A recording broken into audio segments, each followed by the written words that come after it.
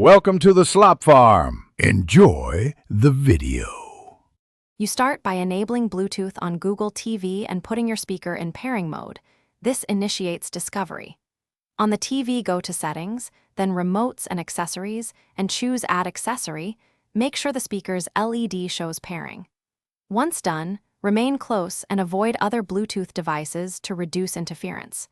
You're doing this now because discovery is time-limited. Keep the speaker active until the TV displays its name, so the next slide can complete the secure connection. Now pick the speaker name shown on screen. Google TV lists nearby accessories by name, so select the exact match. If a PIN appears, confirm it on both devices. Most modern speakers use common codes or no PIN.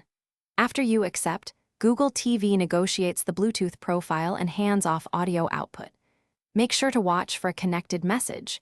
If audio doesn't route automatically, open sound settings and set Bluetooth speaker as the output. This ensures stable streaming. Finish by playing a short clip or test tone to verify sync and volume. Adjust both TV and speaker levels for balance. If you notice lag, move devices closer and remove nearby wireless obstacles because Bluetooth is range sensitive. Should pairing fail, restart the TV and power cycle the speaker, then re-enter pairing mode and repeat the steps. A full speaker reset often clears stale pairings. If problems persist, check for firmware updates on the speaker or Google TV. That fixes. Thanks for watching. Consider subscribing if we helped you today.